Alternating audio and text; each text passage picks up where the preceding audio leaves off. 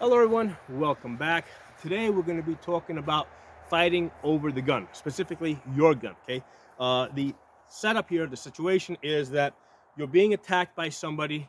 They don't have a gun, right? Because if they had a gun, they'd be shooting at you from more of a distance rather than trying to close in on you. So they either have a knife or they see that you got a gun and they're trying to get to your gun.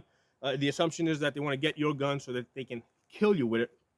And we're going to be talking about a technique to deal with that, how to stop this person from getting this gun and killing you. It might also be a situation where you got two people attacking you, maybe from different directions, trying to basically grab your arms, keep your, basically neutralize your arms so that they can get to your gun. How are we going to deal with that? Now, important for me to say, I do not invent techniques. Okay, I'm really good at copying techniques. Okay, so I'm a range safety officer. I've been a range safety officer now for about 12 years. And over the years, I've supervised ranges, and a lot of people come to the range. Lots of different backgrounds. A lot of ex-military guys, ex-special forces guys, cops, ex-cops, military and police from other parts of the world. Okay, I think recently I had a Canadian Special Forces guy that came to the range. I did not know there was such a thing as Canadian Special Forces. Apparently there is. So basically, I get all these people that come to the range. A lot of times, if they want to practice specialized techniques, what they had to do was basically just set up some time where they could have the range to themselves so that they could do something like this. And of course, I have to be present, right? I'm responsible for the range, so I'm watching, I'm observing, okay, and I'm learning. So that's how pretty much all the stuff that's in my channel. That's how I've amassed all this information. I copy it. Okay, I do not invent stuff. All right, so let's get back to the situation now where somebody is trying to, you're basically, right up against somebody. They're trying to get to your gun. If you just take like your basic NRA personal protection, the technique that they show you, right? They teach shooting from the hip. Okay, so even at the most basic gun training level, NRA personal protection, they have a method that they will teach you, and you will practice if you take that class. Basically, you put your hand on your chest, you pull the gun up, rotate, and you fire from the hip. Okay, keeping the gun basically like this at your body. So that's what they teach you in that class. Okay, now going beyond that, okay. A more realistic situation is you're not going to be standing like this, right? You're going to be in a grappling match with somebody. Your hand's not going to be on your chest. The reason why they have you put your hand on your chest is so that you don't shoot your own hand. So they want you to be really aware of where your hand is. But realistically, somebody's going to be attacking you, right? So they're either going to be attacking you high or attacking you low, okay? So you can't have both hands. You can't have your hand and the gun on the same plane. So that's one of the first rules of gun grappling. Your hands don't go on the same plane. So if they're attacking you high, right? Well, this hand is up here. This hand's going to come out.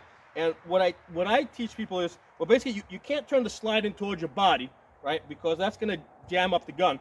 You have to hold it out like this, and you can actually place the grip of the gun against your body, because if you get turned around, you can now use your body to orient the gun, okay? And you can get a sense of where the gun is pointed, right? So regardless of where you're at, right, you have some sense of where the gun is pointed. Now, if they're down here, right, which is a very likely situation if they're trying to get to your gun, right? So if your gun is in the holster here, okay, and they're grabbing down here, and bring your gun out, come over to the okay, shoot like that, okay? Right, so that's very basic stuff, non-controversial stuff. I normally don't have the holster in this position.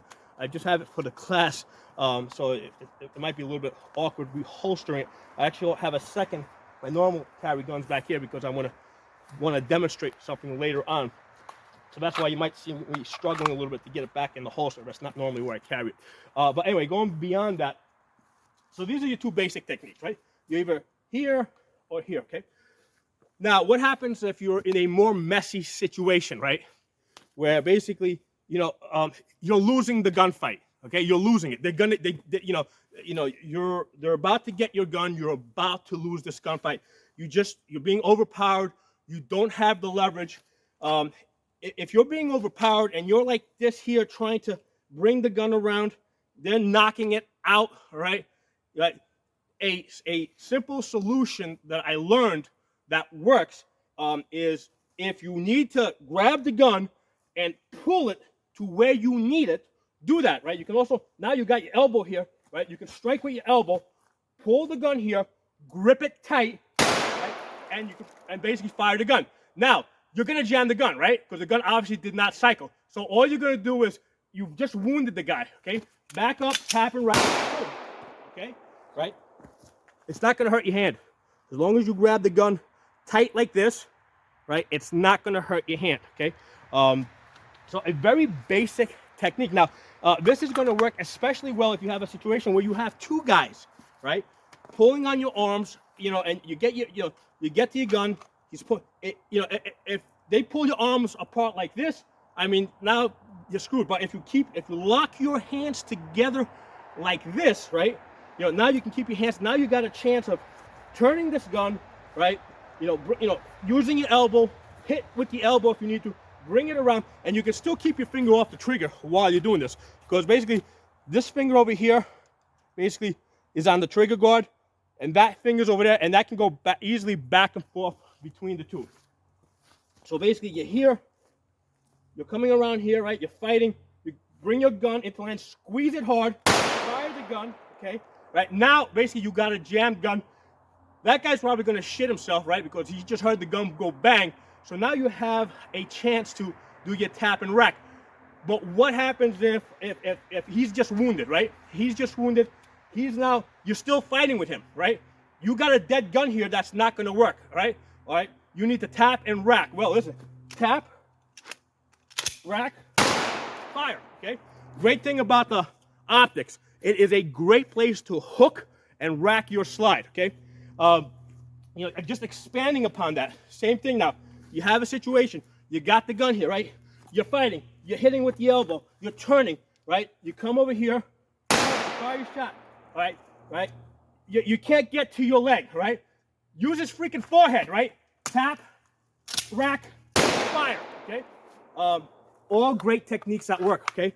You see me do this how many times? Okay? I got a little bit of a slide bite there, right? Just that little bit of a slide bite, a little discoloration, maybe from the muzzle blast, right? Because actually that's from back here, because that's over here. That's from the gas coming out of the port as the gun opened up just a little bit, right?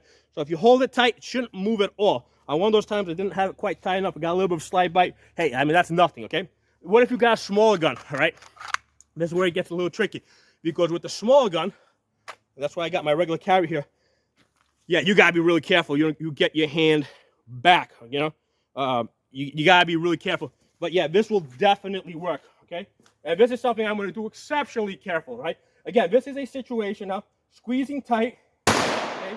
Tap, rack, boom, okay? Now, here's the thing, especially with the smaller gun, definitely a chance that you might hurt yourself, okay?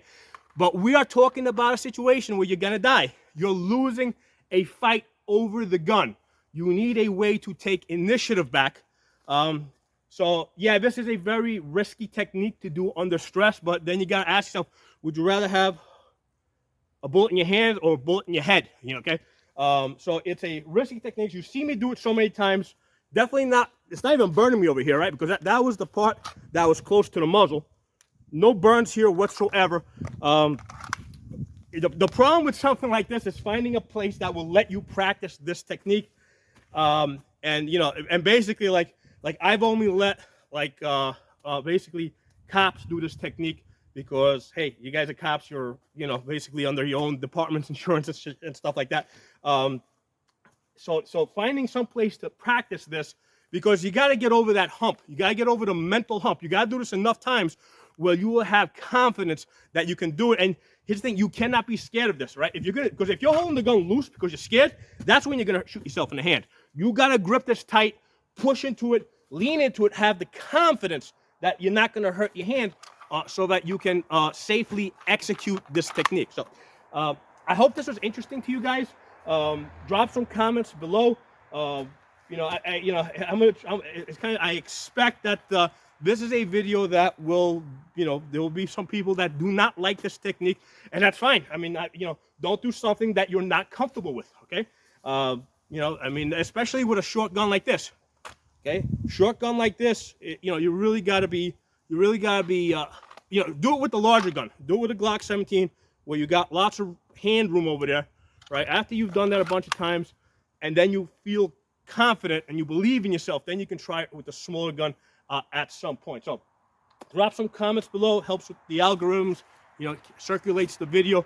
If you got any of your own ideas, by all means post it.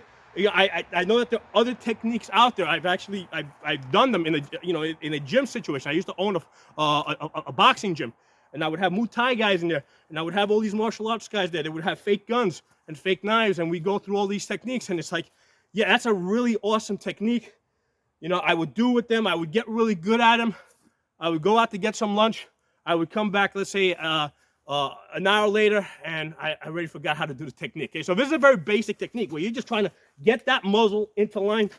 This is something that I think anybody can make work if they have the confidence that they can fire that gun and that it's not going to hurt them. Okay.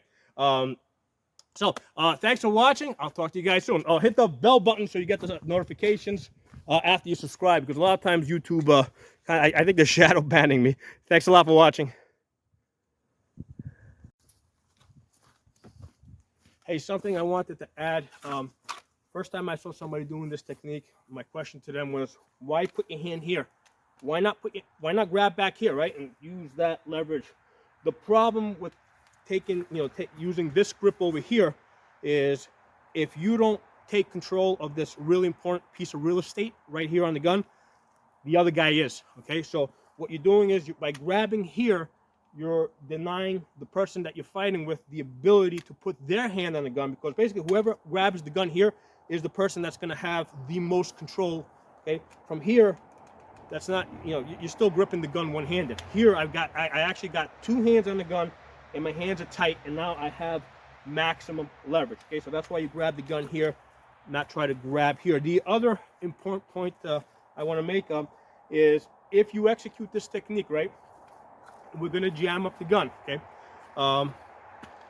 something to also consider is, let's say you fire that one shot. Let's say you only wound him, right? Or you still don't manage to get the gun online, and you end up discharging somewhere else, and they take your gun. Well, now they're basically taking a jammed up gun. So you've made this gun unoperational. So they have to do something to get this gun back into operation. Chances are that they don't have the training that you have to immediately tap and rack when the gun doesn't work. Okay, so that's another thing to consider. By firing that shot, regardless of whether you only wound them or they end up taking the gun from you anyway, because maybe they're just twice as big as you or whatever, they're taking a gun that doesn't work, and now they have to get that gun back and working, and that gives you, a chance to take back initiative. Okay, so now you've got an opportunity to do something where you wouldn't have that same opportunity if they basically took a loaded gun from you that was operational. So another thing to consider with regards to this technique. So again, thanks for watching. I'll talk to you guys soon.